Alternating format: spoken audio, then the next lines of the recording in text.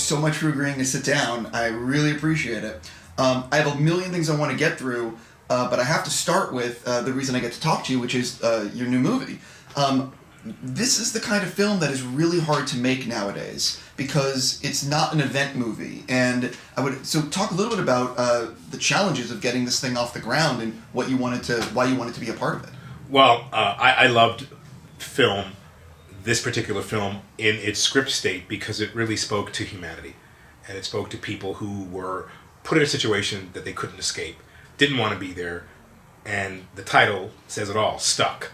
You're stuck on the subway. You are nervous. You don't know when you're getting off. There are other people on the subway who are also passengers who are idiosyncratic. And you sort of have to deal with this pressurized situation. It's also a situation where you don't know what's going to happen. And in our film, it's a musical.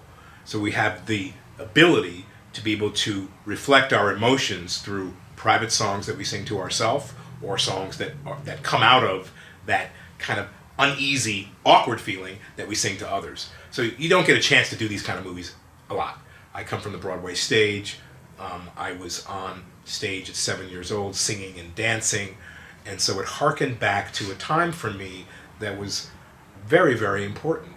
And when you have songs to express emotion, it's wonderful because it allows you a little more breath than words do. And it allows you a little more emotion without being over-emotional and pushing the audience away. This is a beautiful movie. It is all about connection. It's all about how we sometimes feel insecure in situations. It's all about people connecting, and once they do that, then they feel comfortable enough to share a piece of their life that may be disturbing them today. You asked me right away, how are you doing today? Today's a good day for me. I woke up feeling good, had a bunch of appointments to do, but realized that I felt connected to who I am in my being. I always have to be a character in film, in television shows, on stage. If I can first get comfortable with who I am on this particular day, then I feel like everything else flows from me from an organic and original loving space. This movie came to me, I read it, and I realized very quickly that it's the kind of movie that people need to see. Not a big tentpole movie, you mentioned that. Not a film that will be seen in 1,000, 2,000 theaters, but a film that has the possibility to be a sleeper. Because the message is very simple. It's pay attention. Connect. Spread some love. Hold the door for somebody. Do something that you don't feel comfortable with doing. Console someone when you see them struggling, even if they're a stranger in public. How have we lost the art of living? How has that been lost to us? It's been lost to us because we have decided that, well, today it's going to be all about me. And easy for me to do and say and live because of the life I live. You know, a lot of times I'm in front of a camera talking about me, you know? Sure. But when do I ask, how are you doing? How are you doing today, by the way? I'm doing excellent. It's a beautiful thing to be asked that someone really cares and that someone would take the time to check in. And that's what life really is. So this movie, to me, I will go to the nth degree to have people know about it, hoping and praying that it's a sleeper, not that you can see me singing and dancing with the way you've never seen me sing and dance before, see me be taken for a homeless person. I'm sort of the conductor of all that happens on this train. Mysteriously, you don't know his position, but everyone sees me and you go to the other end of the subway car. He's homeless. He's combing his hair, you know, in the window. He's brushing his teeth with a bottle of water. Oh, God, stay away from that guy. He's a threat. But you can't always, you know, read a book by its cover. Turns out he is the magic that allows people to share their story and instructs them to do so. And out of that, they are then faced with some kind of consolation that they can make it through their day. Because the subway's going to start again. They're going to get to where they're going. Maybe not in the timing they wanted to, but maybe in the timing that the universe proposed for them. Because once they get there, they have gone through something that has allowed them to reconnect again with strangers. People they don't know, who might be able to share a kernel of love with them. A little lightness, a little joke, a little music, a little song that takes them out of their thought form of living in the past all the time. You know, when you do something all the time, it's always the same every single day, right? You probably have questions for different people. You wake up, you do the same thing all the time. What are you doing? Are you doing this day or are you doing yesterday? yeah, we have things in our life that define what we do all the time. But when something happens that's unexpected, unknown, then all of a sudden we're here again. Wait, I didn't expect that to happen. I didn't expect him to ask me that question. Wait a minute. I gotta get really present and live right now and not live in my future or live in my past. If I'm not mistaken, I believe it was your mother that was an opera singer? Yes. So how long has singing, a role like this, and perhaps I don't, maybe you've done a role like this before and I'm just not familiar with it, but is this like a role you've been looking for, or talk a little bit about your family history with music? Well, my mother was an opera singer who came out of Caramoo House in Cleveland, went to International House in New York, and eventually went to Europe on the European tour of Porgy and Bess. And she wound up doing that tour, alternating that role with Leontine Price. She was a great singer.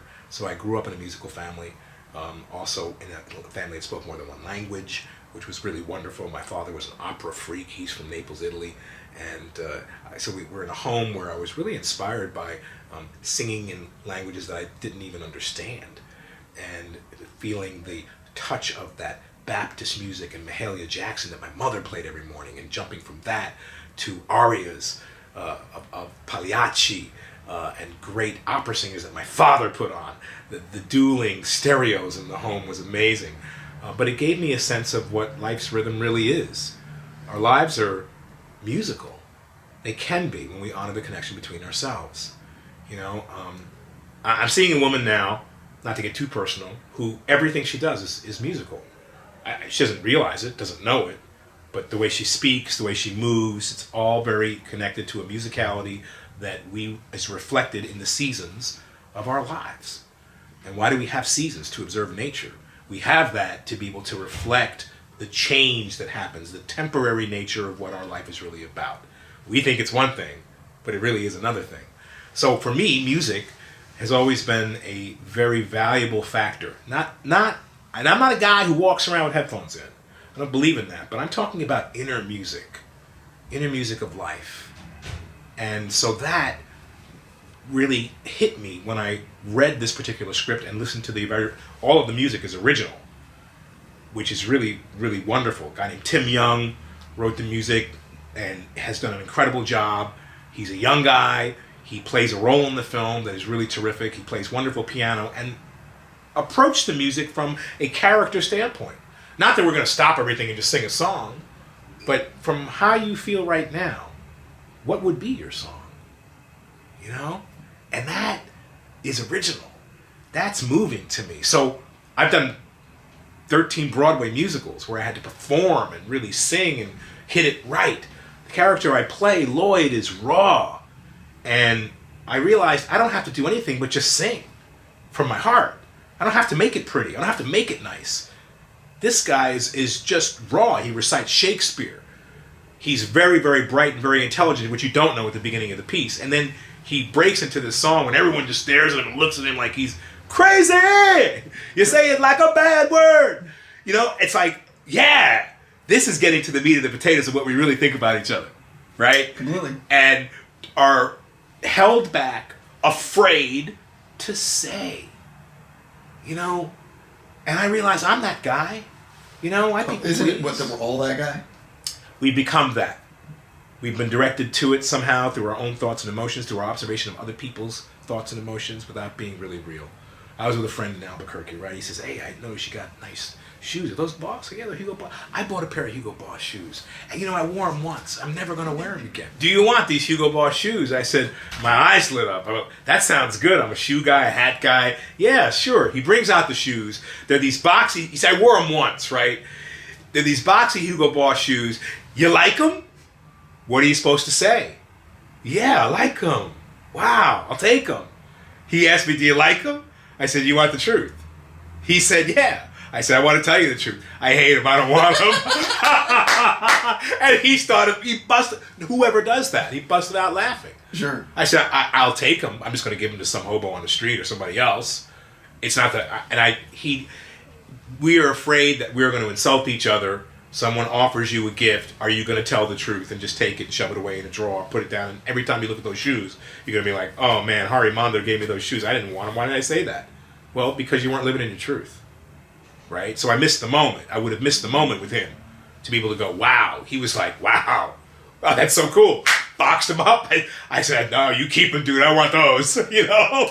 But this is how life works, right? Completely. I have to ask you, you mentioned Albuquerque. What is it like for you walking around Albuquerque? Have you paid for a drink in years in that town? Very rarely. I was going to say. Very rarely do I pay for a drink or a meal. I have to force people because people want to give me things. If I'm in that head of that character that I play, that we shoot our show, Better Call Saul, in Albuquerque, New Mexico, then, and if I'm thinking in that Gus head, I'm very serious. And people catch that vibe because I get stopped so much all over the world, and people don't know I'm like this, right? They know me like this. So if I give that look, it's like, wherever you want to sit, sir. You right. know, yeah, what would you like? You know, and the lady over there wants to buy you a drink, and the bartender wants to buy you a drink, and oh, by the way, your meal is on us. You know, kind of great, but it also inhibits me from being completely me. Because if I'm really me, I'm saying, no. I see 3 people in here, and I'd rather give you the business. You know, the meal is $50, whatever it is. I appreciate that you want to give me that gift, and if they insist, of course I take it. You know, take a selfie with them or whatever. But it might inhibit me from being truly all of who I really am, and that's who I would like you to know. No, completely.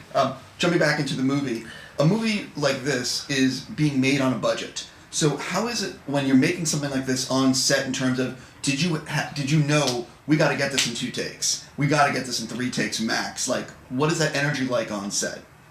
Well, you know, we were very lucky to be in a place where we had everything at our fingertips. We were shooting at the Sugar Factory out in Queens, and Michael, our illustrious director, who is really quite wonderful, comes from a musical and theater background.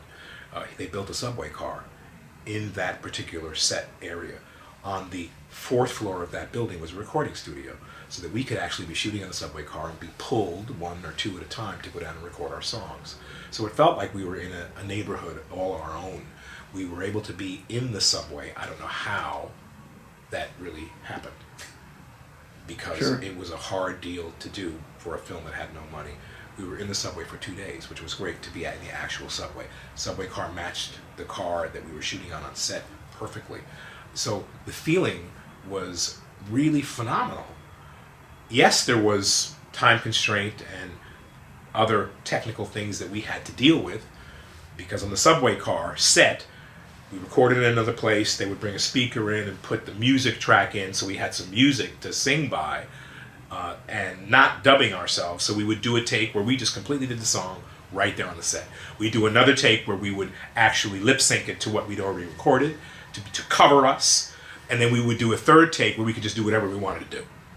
And so we have a spontaneous feeling about what's going on. The great thing about doing a film like this in time and money constraints is that you are less apt to study everything so closely, and things resemble what might happen if they were really real, because you don't have time to go back over it 1,000 different ways and shoot the hell out of it. You can get what is really real and really encouraging. We also have a scene where the lights go out on the subway, so everything's lit by our own flashlights. Brilliant. Less lighting, less time, less things to match, and you could go all the way through the tape.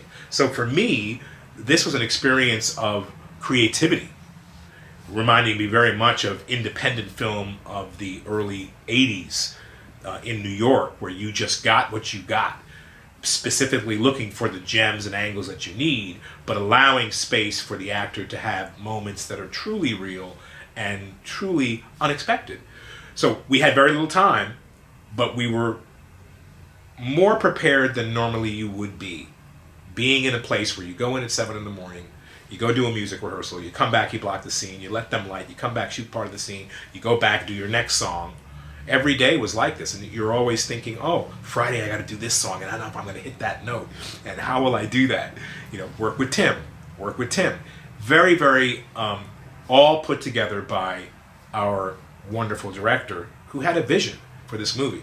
This movie, man, you sit down and you watch, you go, it's such a simple story, and then you watch more and more, and you hear about, you know, Omar Chaparro's story, and trying to put his kid through school, and has an idea that she can be a dancer and find some shoes in a garbage can and has someone sew them up. His dream, working 3 jobs. You hear his story and you feel, oh, I remember when I was a struggling actor in New York, working as a dishwasher, driving a cab at night, auditioning in the daytime. Wow, yeah, desire. What pushes you to that? Desire to better yourself in this place that we call America. You have, a guy like Lloyd who ostensibly is homeless, but has such great wisdom, more wisdom than you would hear from the priest in church on Sunday. Because he's telling life stories, because he's interested in people, because he's interested in people finding themselves, even if they think he's a bum and has no place to go. There's a gem that comes from him. There's, Amy Madigan, who's just so wonderful in this movie, dealing with the pain of a lost son, reading, Ashanti, wonderful singer in our film, reading her energy and knowing that the woman sitting across from her is pregnant when she doesn't even know. Well, she knows, but doesn't want to admit it, and she's hiding it. You start to read body language of human beings. You start to see what people need and feel what people need, and you start to be not so resentful about giving it up. Hey, I see you're in a little, something's going on with you, because I can see. Yeah, you're clean today. You're good. You're in a good mood. I knew that before I asked you, because we read each other. This movie's all about that, man. Don't forget about why we're really here. It's really about what we have to share. It's really about what we're willing to share. And if you don't share it today, you may have another opportunity tomorrow. Yeah, believe me, I completely agree. And a lot of people get lost in their head.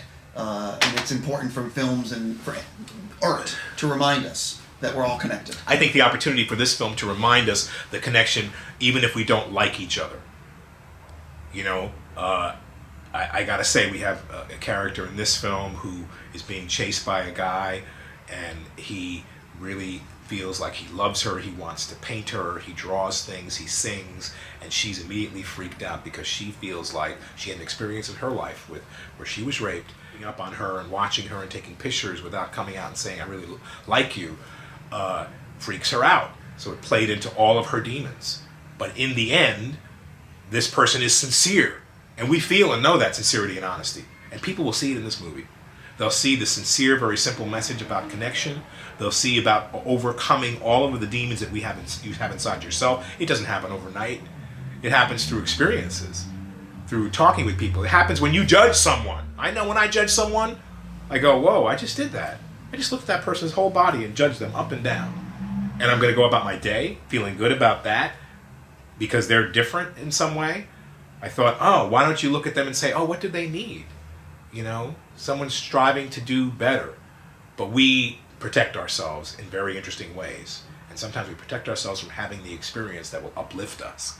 And I got to tell you, this movie was so much fun to do because it's an uplifting film that takes you on a journey of character and allows you to look at these characters in this movie and go, oh, I was like that. Oh, I'm like that. Oh, I'm like that. Wow, how did I get so fucked up? You know what I mean? Completely.